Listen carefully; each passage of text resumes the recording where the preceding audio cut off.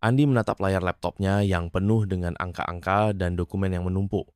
Ruang kerjanya terasa pengap, meskipun jendela di sebelah meja sudah terbuka lebar. Angin sore yang biasanya membawa kesejukan, kini terasa tidak mampu menembus ketegangan di dalam dadanya. Andi, kamu dengar nggak sih apa yang aku bilang?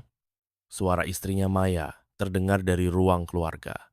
Nada suaranya mengisyaratkan rasa jengkel yang sudah tertahan cukup lama. Iya, aku dengar. Jawab Andi singkat tanpa menoleh dari layar laptop. Maya muncul di ambang pintu. Kedua tangannya terlipat di dada. Dengar tapi nggak peduli. Begitu kan? Andi menghela napas panjang, melepaskan kacamata, dan memijat pelipisnya. Aku lagi sibuk, Maya. Ini semua untuk kita juga kan? Sibuk? Kamu hampir nggak pernah punya waktu untuk ngobrol sama aku, apalagi main sama Dika. Anak kita mulai tanya kenapa ayahnya jarang di rumah. Tahu nggak? Dika, anak laki-laki mereka yang baru berusia 6 tahun, memang akhir-akhir ini sering menunjukkan rasa kecewa. Andi menyadari itu, tapi merasa tidak punya pilihan lain. Pekerjaan kantor yang semakin berat menuntut seluruh waktunya. Nanti kalau proyek ini selesai, aku akan luangkan waktu lebih banyak. Jawab Andi tanpa benar-benar yakin pada dirinya sendiri. Maya mendengus kesal dan berbalik meninggalkan ruangan. Andi kembali menatap layar laptop, tapi kini pikirannya dipenuhi rasa bersalah yang membebani. Malam itu, setelah semuanya tidur, Andi duduk di balkon rumah. Langit malam tampak cerah, dihiasi ribuan bintang yang berkelap-kelip. Ada sesuatu dalam keheningan malam itu yang membuat pikirannya melayang. Ia teringat hobinya dulu, mendaki gunung. Sudah hampir 3 tahun sejak terakhir kali ia mendaki. Mungkin aku butuh waktu sendiri. Gumamnya pelan. Pagi berikutnya, Andi memutuskan untuk mengambil cuti mendadak. Ia memberitahu Maya bahwa ia akan pergi mendaki Gunung Lawu. Aku butuh ini, Mei. Buat menjernihkan pikiran, katanya saat Maya menatapnya dengan ragu. Maya hanya mengangguk singkat, meskipun jelas ada kekhawatiran di wajahnya. Hati-hati, Endik. Jangan lupa kabari aku. Gunung Lawu, dengan ketinggian yang menjulang dan sejarahnya yang penuh misteri, selalu memiliki daya tarik tersendiri bagi Andi. Perjalanan ke sana memakan waktu beberapa jam. Di sepanjang perjalanan, pikirannya mulai terasa lebih ringan. Udara segar pegunungan yang menyambutnya, begitu ia tiba di pos pendakian pertama terasa seperti pelukan hangat yang sudah lama dirindukan. Ia memutuskan untuk mendaki sendiri. Teman-temannya yang dulu sering menemaninya mendaki kini sibuk dengan kehidupan masing-masing. Namun, Andi merasa mendaki sendiri akan memberikan ketenangan yang ia butuhkan. Dengan ransel di punggung dan tongkat pendakian di tangan, Andi memulai perjalanannya menuju puncak. Di setiap langkahnya, ia mencoba melepaskan beban pikiran yang menumpuk. Tapi, tanpa ia sadari, perjalanan ini akan membawanya ke pengalaman yang sama sekali tidak ia duga. Jalan setapak yang dilalui Andi semakin menanjak. Hutan yang lebat di sekitarnya terasa sunyi.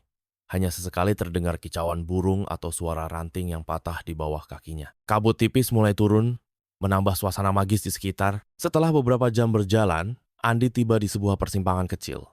Ada 2 jalan di depannya. Yang satu tampak lebih jelas dengan tanda panah menuju puncak, sementara jalan lainnya terlihat lebih kecil dan seperti jarang dilewati. Jalan yang mana, ya? Gumamnya sambil memandangi kedua jalur itu. Seolah ada dorongan aneh dari dalam dirinya, Andi memutuskan untuk mengambil jalan kecil itu. Mungkin ini jalan pintas, pikirnya. Tapi semakin jauh ia berjalan, kabut semakin tebal. Pohon-pohon besar dengan akar yang mencuat dari tanah membuat langkahnya terasa lebih berat. Andi mulai merasa ragu, namun ia memutuskan untuk terus melangkah. Lalu, samar-samar, ia mendengar suara riuh seperti pasar. Telinganya menangkap dengung percakapan, suara tawa, dan bahkan suara lonceng kecil. Pasar? Di sini? Pikirnya heran. Dengan rasa penasaran, Andi mempercepat langkahnya. Kabut mulai menipis, dan di depannya terbentang pemandangan yang membuatnya tertegun. Di tengah hutan, berdiri sebuah pasar. Warna-warni tenda dan lampu lentera menerangi tempat itu, menciptakan suasana yang hidup. Orang-orang yang ada di sana berpakaian aneh, seperti dari zaman yang berbeda. Ada pedagang yang menjual barang-barang unik dari kain bercorak emas, perhiasan yang berkilauan, hingga makanan yang tampak tidak biasa. Andi merasa seperti memasuki dunia lain. Ayo, lihat-lihat mas, banyak barang bagus di sini. Sapa seorang pedagang tua yang wajahnya dihiasi senyum ramah. Andi hanya mengangguk dan berjalan melewati kerumunan. Ada perasaan aneh di dadanya, campuran antara kagum dan takut. Ia menyadari bahwa tempat ini bukanlah pasar biasa. Seorang wanita muda dengan pakaian serba hitam mendekatinya. "Mas, kamu orang luar ya?" tanyanya. Andi terdiam, merasa bingung harus menjawab apa. Wanita itu tersenyum tipis, seolah membaca pikirannya. "Jangan khawatir, tempat ini nggak akan menyakitimu selama kamu nggak melanggar aturannya." "Aturan apa?" tanya Andi akhirnya. Wanita itu mengangkat bahu. "Jangan mengambil apapun yang bukan milikmu, dan jangan terlalu lama di sini." Peringatan itu membuat bulu kuduk Andi meremang. Tapi rasa penasarannya terlalu besar untuk diabaikan.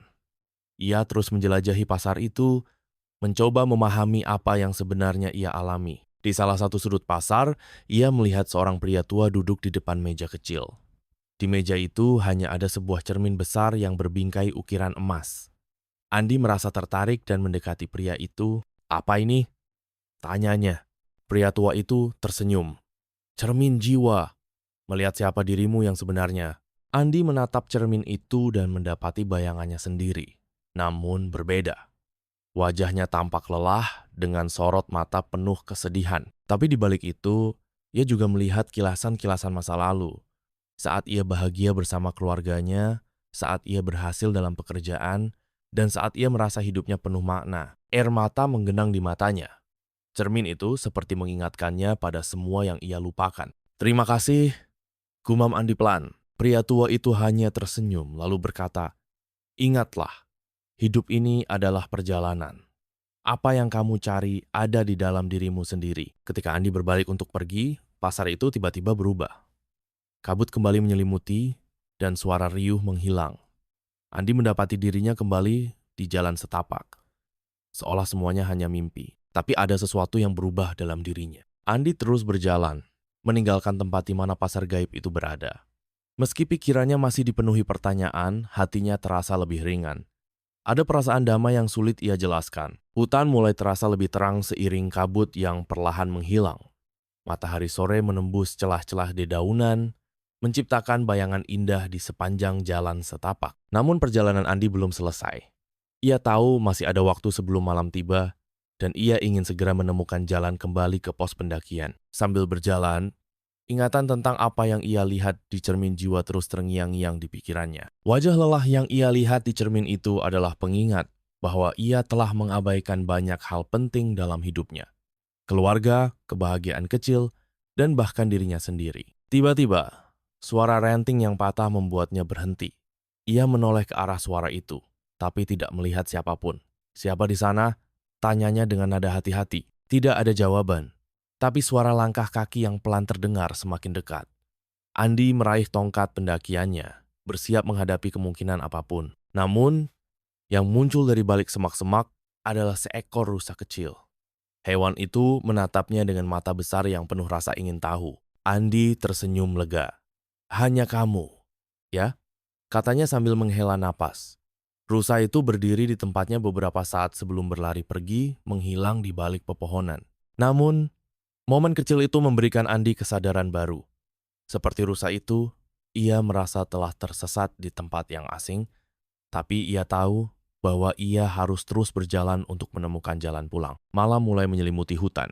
Andi menyalakan sentri yang ia bawa dan mempercepat langkahnya. Suara binatang malam mulai terdengar, menciptakan simfoni alam yang menenangkan sekaligus mengingatkan bahwa ia harus segera keluar dari hutan ini. Ketika akhirnya ia melihat cahaya dari pos pendakian, perasaan lega memenuhi hatinya.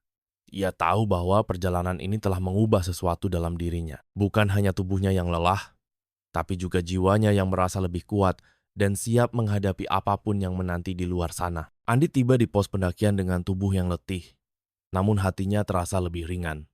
Malam telah larut dan suasana di pos itu sunyi. Hanya ada seorang penjaga yang duduk di depan api unggun kecil. Wajahnya remang-remang oleh cahaya api. Mata keduanya bertemu. "Mas baru turun ya?" tanya penjaga itu ramah. Andi mengangguk. "Iya mas, lumayan terlambat di perjalanan." Penjaga itu tersenyum kecil. "Syukurlah selamat. Kadang Gunung Lawu ini suka kasih pelajaran buat yang mendaki. Kalau nggak hati-hati, bisa tersesat." Andi tersenyum samar memahami maksud kata-kata itu lebih dari sekedar petunjuk jalan fisik. "Iya mas, saya banyak belajar dari perjalanan ini." Setelah berbincang sebentar, Andi beristirahat di sebuah pondok kecil yang disediakan untuk para pendaki. Ia tertidur pulas, lebih tenang daripada malam-malam sebelumnya. Pagi berikutnya, Udara segar dan kicauan burung membangunkan Andi. Ia duduk di tepi pondok memandangi matahari yang perlahan naik dari balik pegunungan. Ada perasaan syukur yang mengisi hatinya. Sebuah perasaan yang jarang ia rasakan belakangan ini. Andi mengambil ponsel dari dalam ranselnya dan menghubungi Maya. "Hello May, apa kabar?" Suaranya terdengar lebih hangat. Maya terdiam sejenak di seberang. "Baik, kamu gimana, Dik? Udah sampai mana sekarang?" "Aku masih di pos pendakian. Sebentar lagi pulang. Aku cuma mau bilang terima kasih ya untuk semuanya. Dan maaf kalau selama ini aku sering gak ada waktu buat kamu dan Dika," kata Andi dengan nada tulus. "Kenapa tiba-tiba ngomong gitu?" Maya terdengar terkejut, tapi suaranya melembut. "Tapi kalau kamu serius, aku senang dengarnya, Dik. Aku serius, Mei. Aku sadar.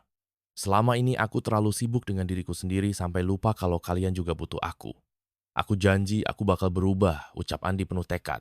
Maya menghela napas lega. "Aku percaya kamu, Nick. Dika pasti senang dengar kalau kamu mau lebih banyak waktu buat dia." Pembicaraan itu mengakhiri jarak emosional yang selama ini mengisi hubungan mereka. Andi merasa seperti menemukan kembali pijakan dalam hidupnya. Seperti ia menemukan jalan pulang dari gunung. Suasana perjalanan pulang ke rumah terasa begitu menyenangkan dan tidak terasa berat seperti sebelumnya. Andi sangat menikmati setiap detiknya.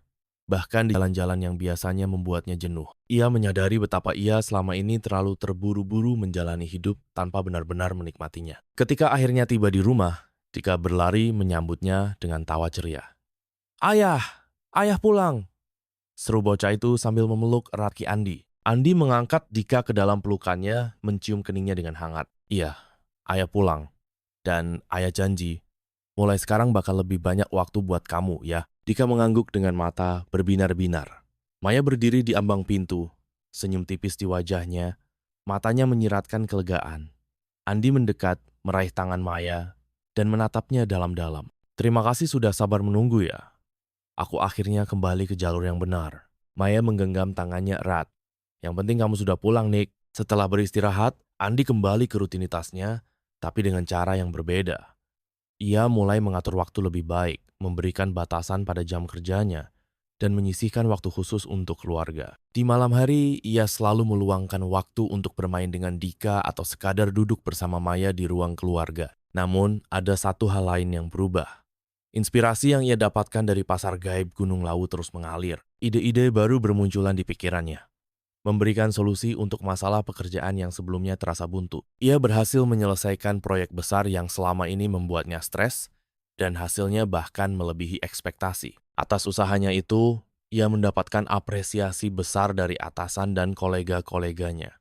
Tapi yang paling penting bagi Andi, ia menemukan keseimbangan antara pekerjaan dan keluarga. Kebahagiaan kecil yang dulu terasa sepele kini menjadi pusat dari hidupnya. Di suatu malam, saat sedang duduk di balkon rumah bersama Maya, Andi merenung tentang pengalaman aneh yang ia alami di Gunung Lawu. Ia belum sepenuhnya memahami apa yang sebenarnya terjadi di pasar gaib itu, tapi ia tahu bahwa pengalaman itu memberinya pelajaran berharga. "Mei, kamu percaya nggak kalau ada tempat di dunia ini yang cuma bisa dilihat orang-orang tertentu?" tanyanya sambil menatap bintang di langit. Maya menoleh padanya. "Maksud kamu apa, Endik?" Andi tersenyum kecil. "Nggak apa-apa, aku cuma merasa kadang kita perlu tersesat dulu supaya bisa menemukan jalan yang benar." Maya mengangguk pelan. "Aku percaya itu, Nick. Yang penting, sekarang kamu sudah kembali." Andi meraih tangan Maya, menggenggamnya erat. Dalam hatinya, ia tahu bahwa pengalaman di Gunung Lawu adalah pengingat, bahwa hidup adalah perjalanan yang penuh pelajaran, dan yang paling penting adalah bagaimana kita belajar dari setiap langkahnya. Malam itu, Andi menatap bintang-bintang dengan perasaan damai yang belum pernah ia rasakan sebelumnya. Ia tahu, meski perjalanan hidup ini masih panjang, ia sudah menemukan arah yang benar. Hari-hari setelah pendakian di Gunung Lawu membawa perubahan besar dalam hidup Andi. Ia merasa hidupnya lebih seimbang, seperti harmoni yang selama ini hilang telah kembali. Setiap pagi, ia memulai hari dengan semangat baru, menjalani rutinitas dengan kesadaran bahwa semua yang ia lakukan kini memiliki tujuan yang lebih besar. Di kantor, rekan-rekan Andi mulai memperhatikan perubahan dalam sikapnya. Ia yang dulu selalu tampak terburu-buru dan tegang, kini lebih santai namun tetap produktif. Andi bahkan mulai membagikan cara-cara baru untuk menyelesaikan pekerjaan secara lebih efisien. Ide-ide inovatif yang ia dapatkan dari refleksinya di Gunung Lawu membantu timnya meraih keberhasilan yang signifikan. Andi, kamu kayak punya energi baru, ya? Apa rahasianya? Tanya salah seorang rekan kerjanya saat rapat mingguan. Andi tersenyum, lalu menjawab, mungkin karena aku belajar untuk lebih menghargai waktu. Kita nggak bisa terus-terusan lari tanpa berhenti untuk melihat apa yang sebenarnya penting. Jawaban itu membuat semua yang mendengarnya termenung. Banyak dari mereka merasa terinspirasi oleh perubahan Andi. Di rumah, perubahan Andi lebih terasa. Ia mulai menjadi sosok ayah yang diidamkan Dika. Setiap sore, mereka bermain bersama di halaman rumah. Terkadang, Andi menceritakan kisah-kisah serunya mendaki gunung. Mata Dika selalu berbinar mendengar cerita-cerita itu. Ayah, nanti kalau aku udah besar, aku mau ikut mendaki sama ayah, kata Dika dengan penuh antusias. Andi tersenyum, mengusap kepala putranya. Tentu nak, tapi sekarang tugas kamu adalah belajar dan jadi anak yang baik ya. Di sisi lain, hubungannya dengan Maya juga semakin erat. Mereka sering berbicara panjang lebar di malam hari, berbagi cerita tentang kehidupan sehari-hari. Maya merasa Andi kini lebih hadir, bukan hanya secara fisik tetapi juga emosional. Aku senang kamu berubah, Nick. Rasanya seperti aku punya suami yang baru, ujar Maya suatu malam. Andi tertawa kecil. Mungkin aku hanya menemukan lagi diriku yang dulu.